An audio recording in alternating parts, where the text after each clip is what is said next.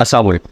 बाबर आजम की डाउनफॉल की आखिर वजह क्या है और बाबर आजम किस तरह कमबैक कर सकते हैं, इस हवाले से ऑस्ट्रेलिया के सबसे सक्सेसफुल कैप्टन पोंटिंग ने एक बहुत ज़बरदस्त एडवाइस दिया बाबर आजम को, जिसमें उन्होंने विराट कोहली की तरफ इशारा करते हुए बाबर आजम को कहा कि जिस तरह विराट कोहली ने 2019 के बाद एक ब्रेक लिया और 2021 में उन्होंने कमबैक किया बड़े ज़बरदस्त तरीके से, इस तरह बाबर आजम को भी अब अपना बैग पैक कर लेना चाहिए और वापस घर आकर अपनी फैमिली को टाइम देना चाहिए।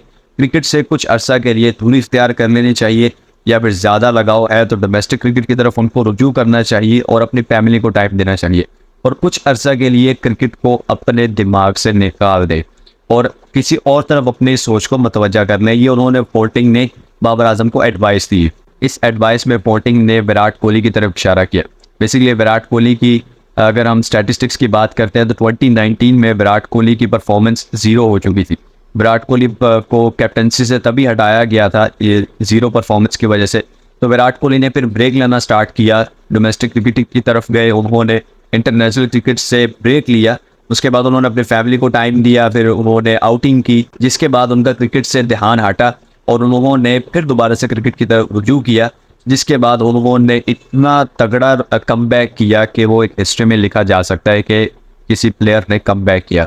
तो उन्होंने यहाँ पर बाबर आजम को भी कहा कि आपको भी इसी तरह करना चाहिए, लेकिन बाबर आजम पहले ही अपना कमबैक कर चुके हैं। उन्होंने ओडीआई में दिखाया पाकिस्तान की डोमेस्टिक क्रिकेट में, जो रिसेंटली चैंपियंस कप 2024 हुआ पाकिस्तान का, उसमें उन्होंने कमबैक किया। बाबर आजम ने बहुत ज़बरदस्त तरीके से सेंचुरी की थी उन्होंने।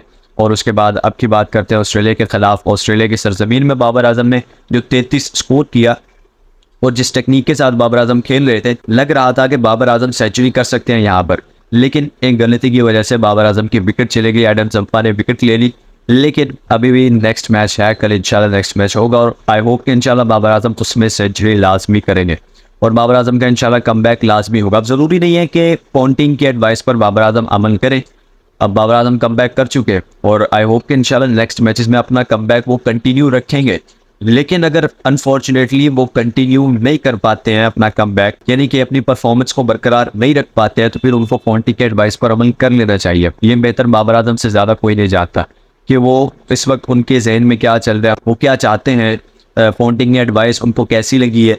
तो उनको चाहिए कि वो खुद को देखें पहले, फिर उसके बाद अगर उनका दिल मानता है, दिमाग मानता है कि वाकई में मुझे एक ब्रेक ले लेना चाहिए और फिर उसके बाद हो सकता है मैं कमबैक कर सकता हूँ, जिस तरह विराट कोहली ने किया। अगर विराट कोहली कर सकता है तो बाबर आजम क्यों नहीं कर सकता, क्योंकि विराट कोहली क्रिकेट की दुनिया के किंग है और बाबर आजम भी क्रिकेट की दुनिया के किंग है।